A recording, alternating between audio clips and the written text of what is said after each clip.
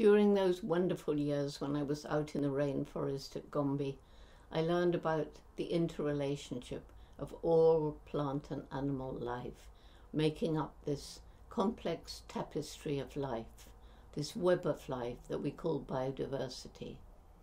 I realized how each species, no matter how small, had a role to play, and how the extinction of even a small and seemingly insignificant species can have a ripple effect that can and actually has led to ecosystem collapse.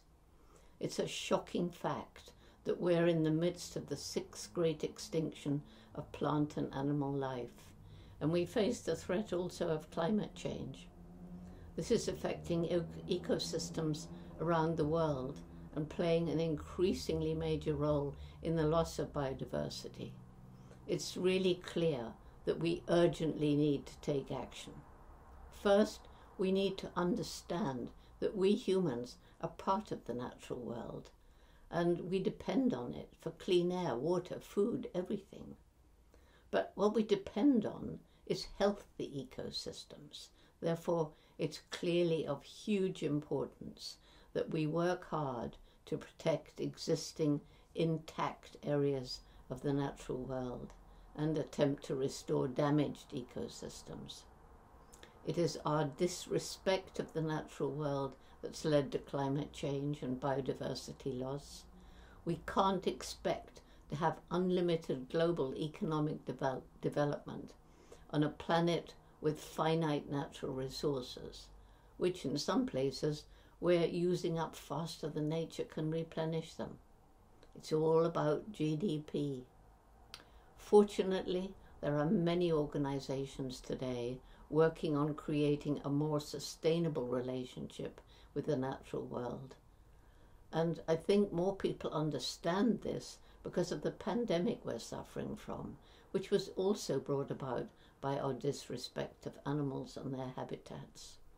Fortunately, nature is amazingly resilient if we give her a chance.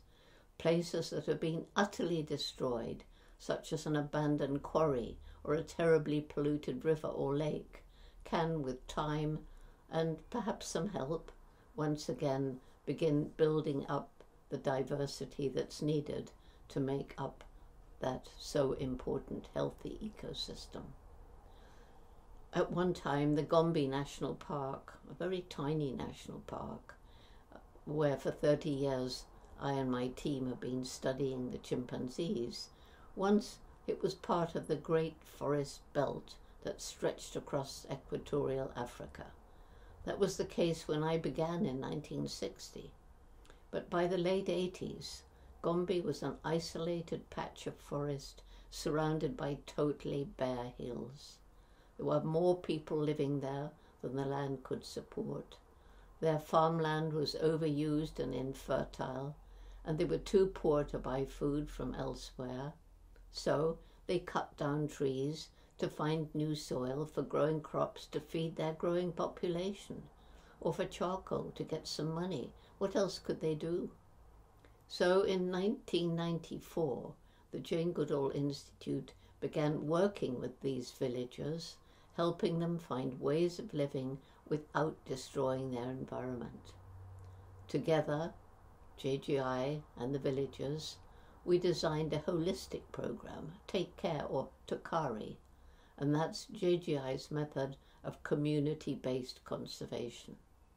It includes restoring fertility to the soil without chemical fertilizers, pesticides, herbicides, and so on, water management programs, scholarships for girls to have a chance of higher education, microcredit programs for villagers, mostly women, to start their own small environmentally sustainable businesses.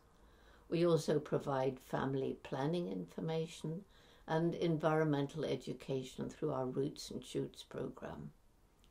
From now 104 villages throughout the chimpanzee range, there are volunteers who learn how to use smartphones, and they monitor the health of their village forest reserves where most of Gombe's chimps live, most of Tanzania's chimps live. Well, today there are no more bare hills. Trees and other vegetation have grown from seeds that were lying dormant under the soil, sometimes from the roots of trees that once grew there. Areas of land around the park are being set aside by the villagers as a buffer zone between the chimpanzees and the villagers.